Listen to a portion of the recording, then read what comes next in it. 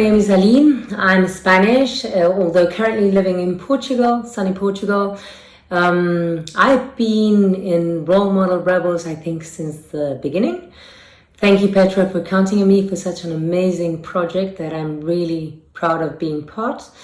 I currently run a startup called ENIAX, which is in digital health. We serve over 6 million patients in currently 8 countries and 3 languages. I'm also the Chief Sustainability Officer of CISA Group, which is the largest healthcare group in Spain. And also I'm a part-time professor in IE Business School and board member in the Autónoma University of Madrid, which is one of the largest public universities in Spain. And so therefore my 2 worlds currently are health and education, which I believe are important industries right now to be focused on. So I'm very, very happy to be part of this impact projects where I'm working now. I'm also mother of 2 boys, and as you see, I love music and sports. So basically, yeah, I'm not bored. And I was gonna answer some of the questions that Petra challenged me to hoping that they might be interesting or might be useful for you. The first one is, what specific skills or qualities do you believe you have been crucial to your success?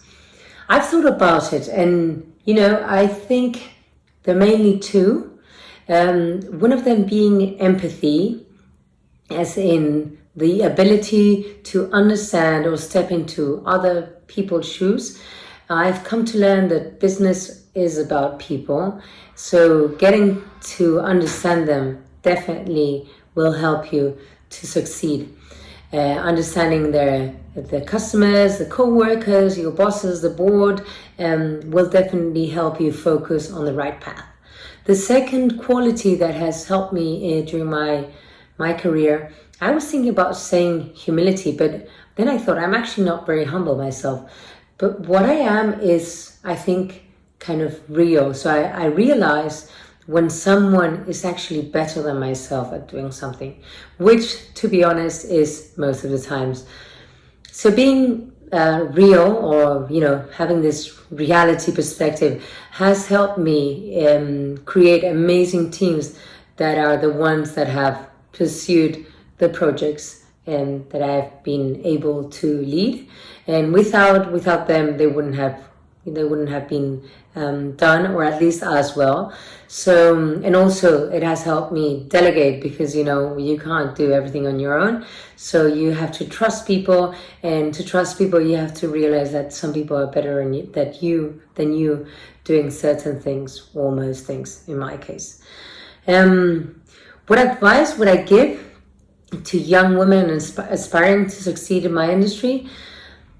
Is there anything I wish I had known? Yes, there is something I wish very much I had known, and it's the fact that everyone in the table was as scared as I was to speak, to express their opinion, and therefore I wasn't alone. So even if you're the only one, or the younger one, or the different one, which was my case in most of the times, we're in a common ground.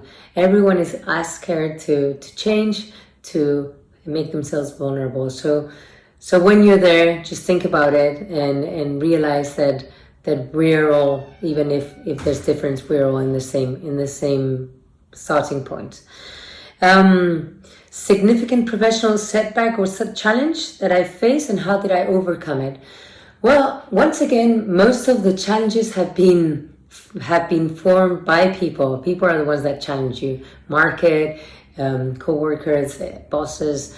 It's always the people that challenge you. In my case, at least, it has mostly been women. We are supposed to, it's very weird, but women are the toughest ones to work with in general. But I have come to realize that once you understand, once again, like why they challenge you so hard, and you manage to change their view and put them to your side, they can become your biggest supporters. So that was at least how I overcame it every time I came to a new job, and of course had someone against me. Again, it used to be, it generally was a woman, but then that same woman became my major supporter and a real true friend in the long run. So that was one main challenge I've faced in every single change of job or experience. How do I maintain a work-life balance, and what advice I would give? So I try to think every single day that, there's so much more time left in my life, even though I feel I'm still young, which, suddenly starts to, come out with all the wrinkles in the face, and you see some white hairs, but still, the young part is in me, and I know that I'm gonna make it long. Long is so short. So I try to put things into perspective as often as I can. That comes with actually stopping and to think. So I've got my ways to stop to think. Some are regarding nature and sport, or even creation. So what I do is, now that I live in Portugal, I try to once every week or every 10 days go into the sea with my surfboard, and that's the moment when I'm actually thinking, I'm not thinking about anything but the waves or myself, and why am I doing the things how I'm doing it. It's an expression that in Chile, where I used to live for 3 years, it was called to peel the cable. So if you realize the cable was very thick many years ago and now they're very thin, that is because they peeled it and realized there were things that were not needed anymore, because new things were coming, and the copper didn't need to be that thick. So that's what we need to do with our lives. We need to take all the grease out and stay with the muscle. And that you can only do when you stop to think, and you need to create those moments for yourself. The other way I create moments for myself is when I play music. I like writing songs as a challenge, or just playing difficult songs. And that's when that moment where you kind of create this mechanical things that maybe you don't think about, or you force yourself into thinking about different things, helps you put things later into perspective. So those would be my advices. Find your own way to create your space and think about your life. Specific mentor or role model? Well, aside of family members, I've got very, very powerful women in my life that have definitely been big role models, and still are. I would say that my first role model, who wasn't from the family, was Mother Teresa. And not only from a religious perspective, but from the fact that she showed me that you didn't need to do big things to create impact. She started very small, very humble, with a very focused idea, and she changed the world for so many people, and still does, without even existing anymore. So she would be definitely my first pick. In order to give another role model that has nothing to do with that, as you can see, I love music, and there's this singer that's called Saz, and she's a French street artist. Well, at least she started in the streets. Amazing voice, wonderful music. I'm a big fan of hers, and if you don't know her, I encourage you to listen to her music. And Saz, I fell in love with Saz music many years ago. I would say maybe 12 years ago, when I discovered her. We didn't even have kind of Instagram by then even. And by that time, I was the strategy manager of a big agency, where we were trying to define the new ad for a client of ours. And because I loved Saz, I proposed one of her songs, which is called Je veux, I want, and to our client. And once they listened to it, they just loved it. They fell in love with it, and they were like, yes, whatever she asked for, we're going to take it. So I managed to contact someone that knew someone that was a manager. And then we finally got through to her and offered her to be part, to buy her music for this special advertisement? And she answered no.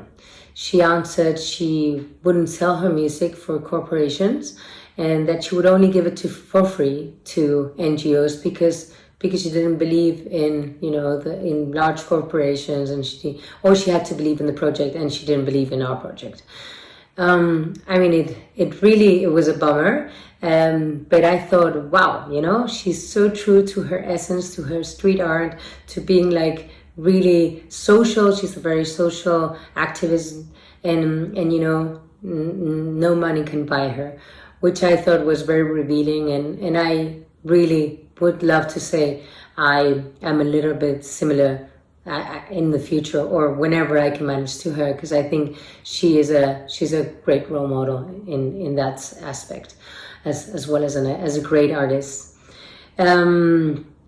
Any tips for aspiring professionals of building a strong network? So as I said before, I managed to get to SAS thanks to a friend of a friend of a friend. I'm a true believer of networks. I think it's one of your biggest assets nowadays. And the bigger and stronger your network is, the wider your opportunities are always going to be.